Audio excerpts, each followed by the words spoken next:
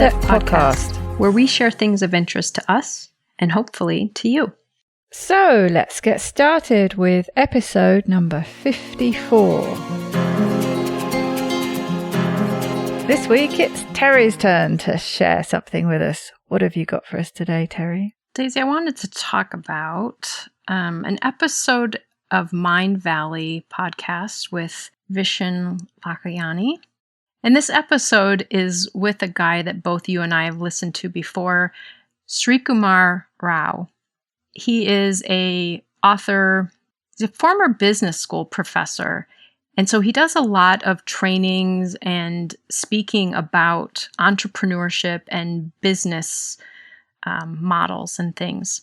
Now, not that I am in an entrepreneurial role or that I know how many of our listeners are, but I like these principles that he talks about because I think they're just really good life principles for most of us.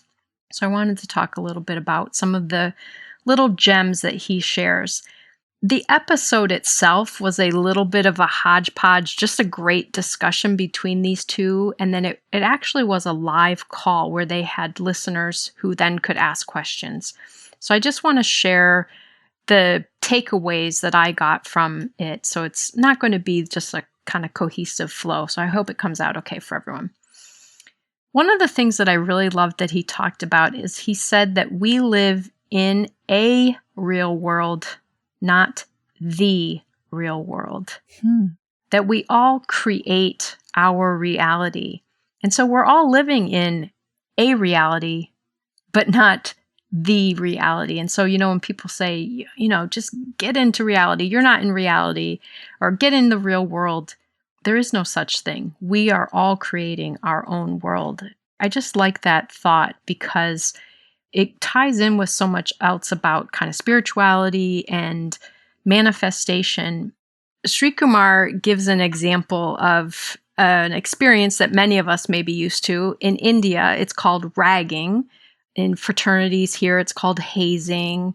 But, it's challenging someone, harassing them to kind of get them into membership, or, maybe the freshman year, they get harassed by the seniors or whatnot, hazed. And in India, it's called ragging. And he said, his freshman year, his first year, he was ragged on completely. He just got through it because he knew the next couple of years he was going to be able to do that.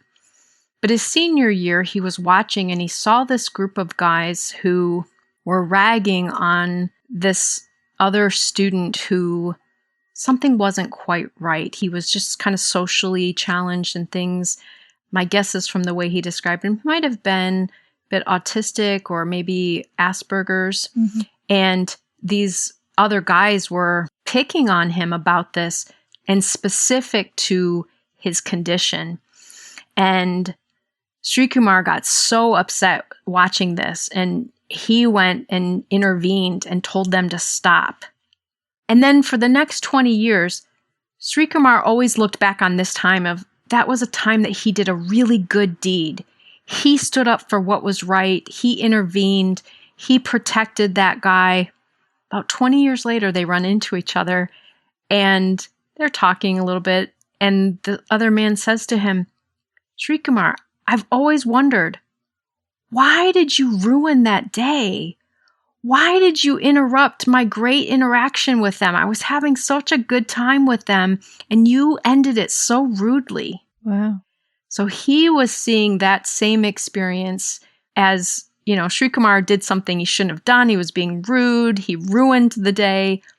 Whereas Srikumar was seeing it as, I did the right thing. I was just, and I helped protect someone. So very clearly an example of there's not a reality of that day. Each person created their own reality of it. And so he talked about entrepreneurs. He said that they don't confront the world, the real world. They create the world. And so if you think about this as a life principle for all of us, we are creating our experiences. We're creating our world. One of the things he said about this is the idea, if you have a belief that there is one reality or a reality, that means you just have to accept things the way they are. There's no changing it. Just get over it and learn to cope with it. But if you really look at it, I'm creating my reality. I'm creating my world. Then you have ownership of it. You can change your reality. You can you can approach something differently and create a different reality rather than just accepting the one reality that supposedly would exist.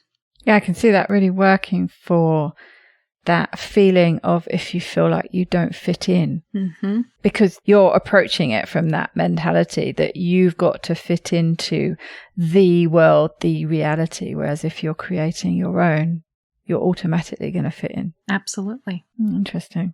Then he talked a little bit about, and again, knowing that he's talking primarily about kind of entrepreneurs, business people, but to think about the idea that you are not the role that you play, but your work really is to be a channel that the universe works through. And so sometimes when people think, well, what should I do? How should I make money? What should I do in my life? What business should I run? What should I sell? Or whatever, that kind of finding your purpose. Again, it's not find your role. It's let yourself be an instrument that the universe works through to find what it needs and to express through. And this took me back to the book by Elizabeth Gilbert called Big Magic. And I'm not going to remember the details. So people who listen, if they've listened to that book or read that book, they'll know what I'm talking about. But there was an author and she had an idea for a book and she wrote part of it and she never finished it. And so she let it go.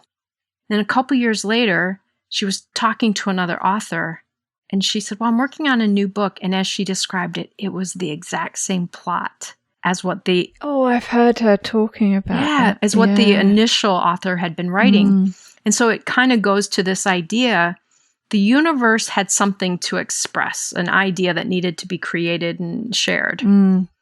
It gave it to the first author, but it fizzled out. She let it go. Yeah. She let it go. It went on to somebody else. And it went on to someone else. And so this idea of letting yourself be the instrument, be the channel for the universe, and you will find your purpose that way, rather than fighting so hard to make up what is my purpose. And I just really liked that idea. And like I said, it took me back to that thing that I remembered from that book that I really liked then.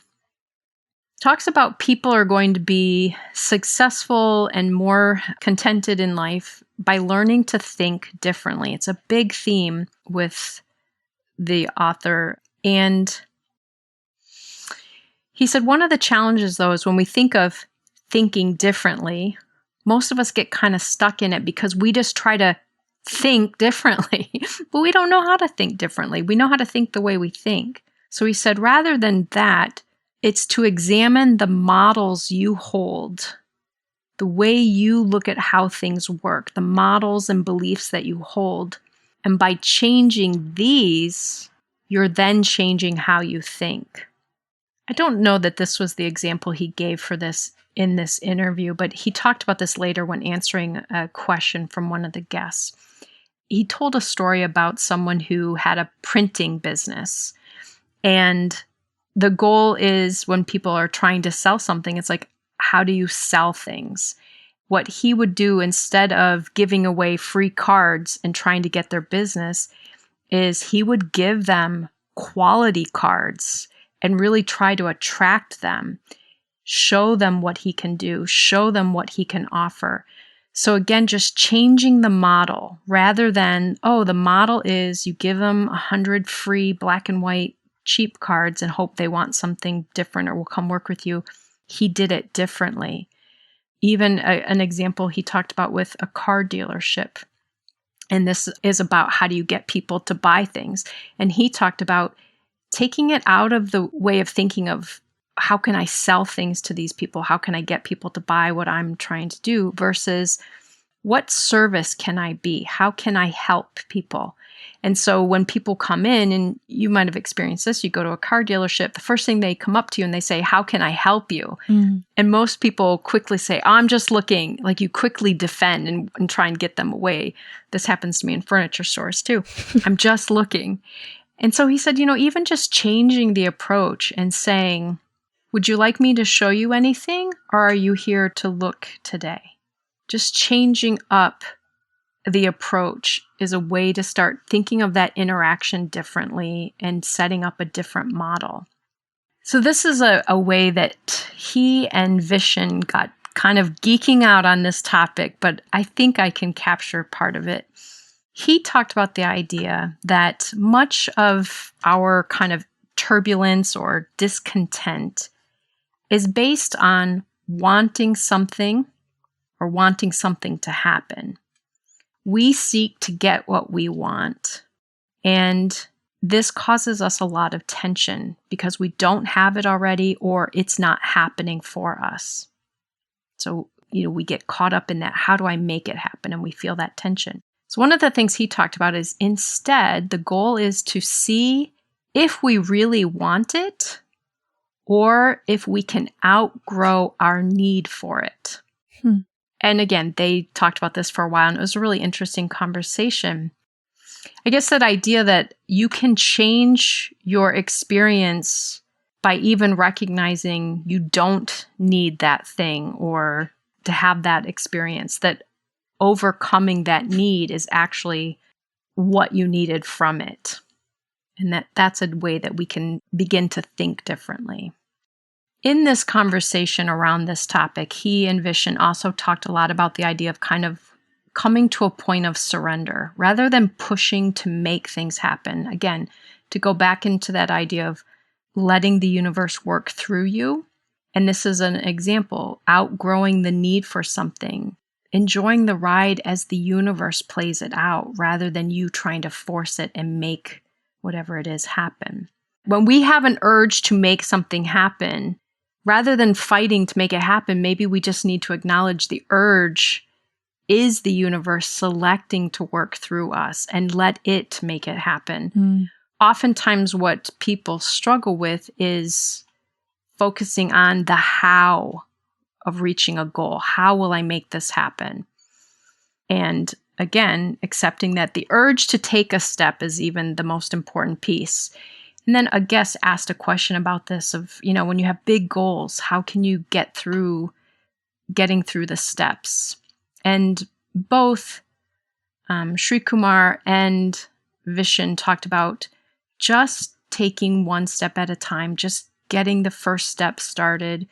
But most important is to learn to grow through the experience and enjoy the growth.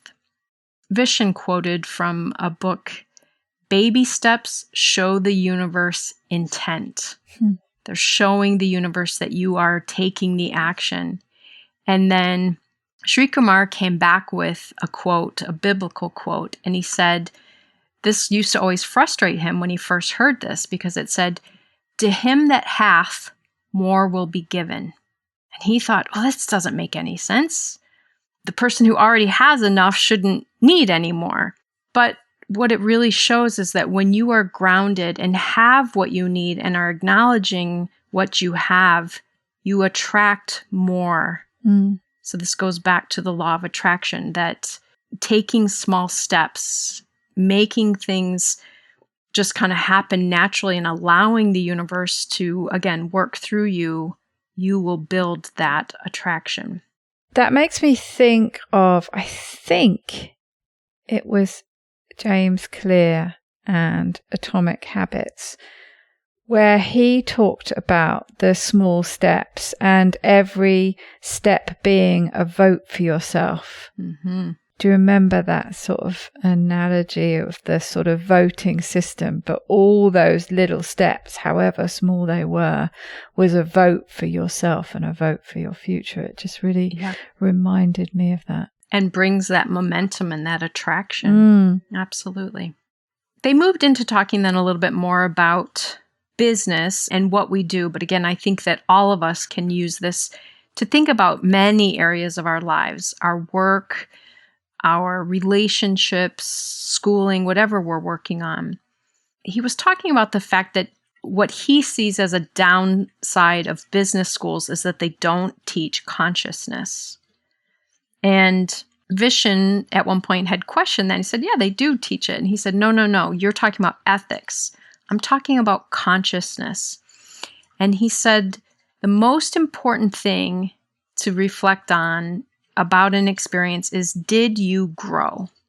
And when we make our personal growth our number one goal versus the outcome of whatever it is, the relationship, the job, the task, whatever, that this is where we will be more content and will never be overwhelmed or stressed again. So I had to kind of sit with that one a little bit to just think about that. When you can really just look at whatever the experience is, instead of if I'm looking at the results of it, but instead, did I grow from it? That then we won't have to get so stressed or upset by things not going a particular way. And Vishen then talked about, as an entrepreneur, when your business loses all of its money, if you're focused on just how much money you make or how successful the business is, that feels devastating. But if you can focus on, did I grow? Yeah, tremendously. And then he can think of all of the ways he grew through all of those steps. So I just like that overall thought process for all of us as we think about focusing on specific goals and outcomes versus thinking about personal growth and making our personal growth our number one priority. Yeah, because it's a really good way to reframe any experience, isn't it? Particularly those that your immediate response is to see them as a negative experience. But if you can put that aside for a minute, look back on it again through the eyes of, what did I learn from this? How can I grow from that experience? Because you're always going to find something. Right. And it takes the sting out of it. And he said this, he said, our only task is working on ourselves. Overall, really in life. He said, everything we do, it's an ongoing process of working on ourselves. We're always working on exploring our real nature. And that's not about the outcomes of what happens in this situation or how well does this business do or how much money do we make. But if we can continue focusing on the task of working on ourselves, that's always our primary focus or our primary purpose. And going back with other things he said, and I think he mentioned this there, he doesn't mean that he believes we should be self-focused and only focused on ourselves. But my personal growth may come through, what am I doing right now that is improving the lives of others in some way? So it's not a selfish me focus. Yeah, it's putting your personal growth first in the sense of, if you grow, if you improve, more the better for helping other people. Absolutely. A guest asked a question about basically, how do you do things, take risks and things without fearing other people's reactions? And he said, this is an example where, unfortunately, we are so me-centered that we fear, how are other people interpreting me? What are they seeing in me? What are they watching me do? And thinking so much about what they think of us. And he talked about the need to stop living for others and to stop focusing again on what they might be thinking. And he used the example, he's as a professor. English is not his first language, so he has some mispronunciations and some grammar issues here and there. And he used to get very nervous when he would go in front of a large audience. To help himself get over that, he would focus on, what do I have to offer them? What do they need from me?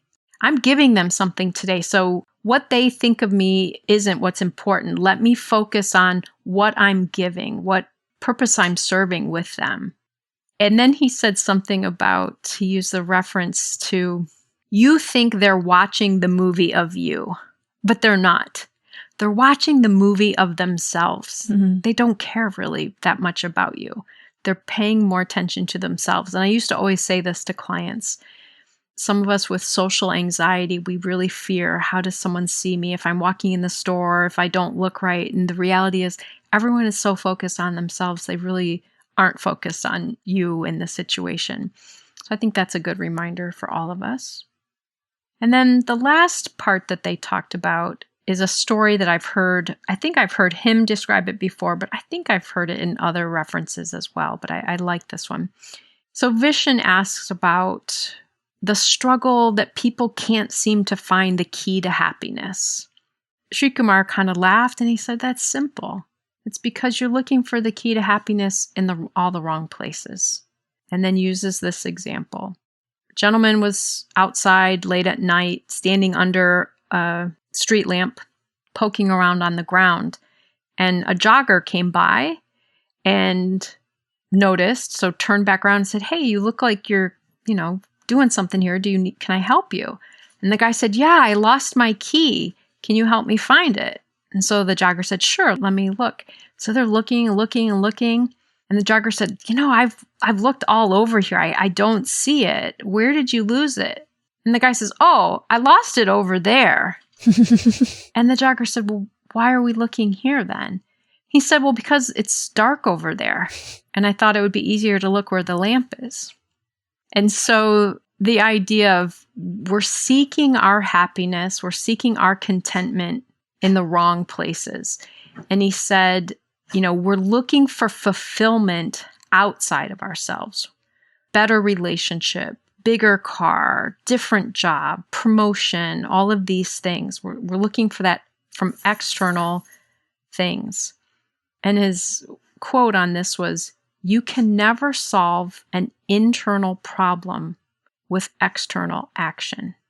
And I just really liked that quote. And again, not just about entrepreneurship, but, I work with people on weight loss and improving their health. And oftentimes we seek these outside ways to achieve something that really is an internal struggle.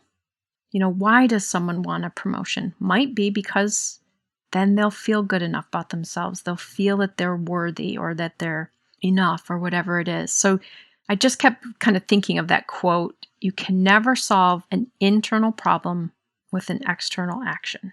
That reminds me of what you said earlier. It takes you back to thinking about what you think you need.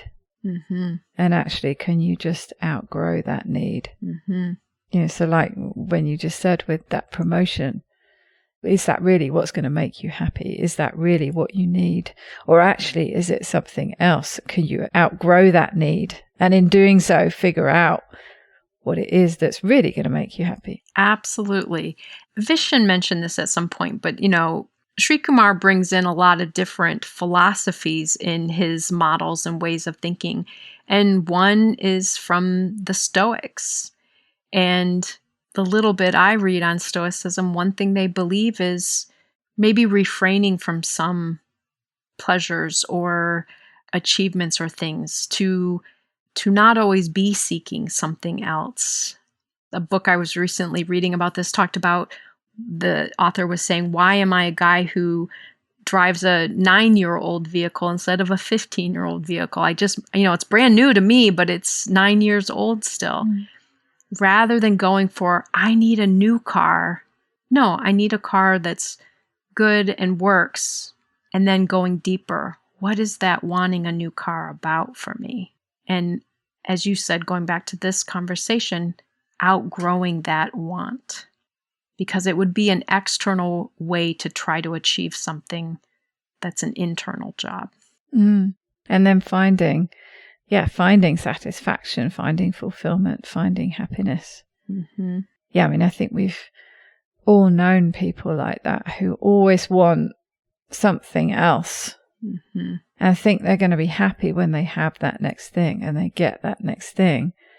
And all of a sudden, that's not what makes them happy. It's the next thing that will make them happy. And it's endless, endless, endless. And until they can outgrow that need, never going to be happy. Absolutely. You just explained that better than I did, and I listened to the discussion. But yes, exactly, Daisy. That is exactly the point.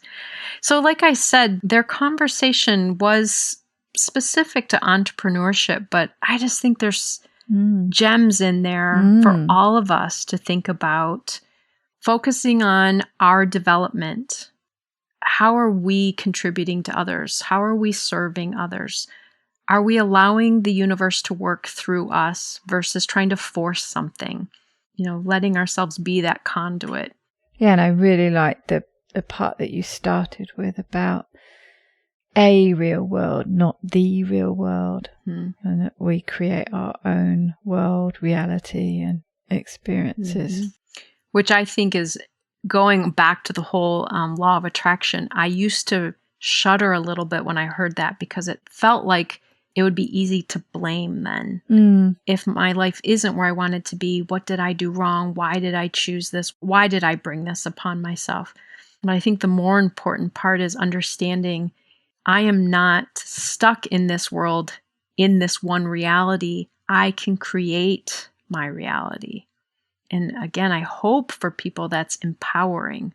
I get to interpret this differently. I get to approach it differently, whatever that looks like in the situation.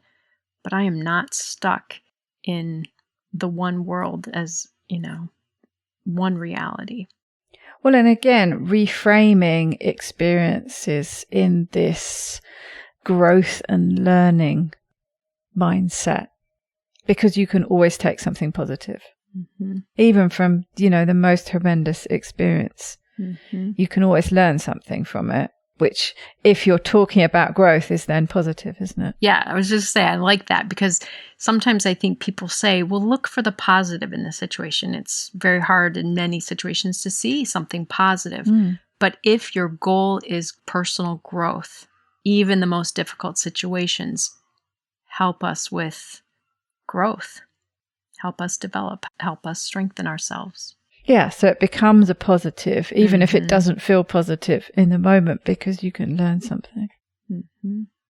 So I hope that in today's episode, folks can just maybe be inspired by some of these thoughts and just approach shifting some of their models and how they think and find some good ways to fit this into their lives, even if they're not looking for an entrepreneurial type of endeavor, but really just a way to, I guess, feel better overall.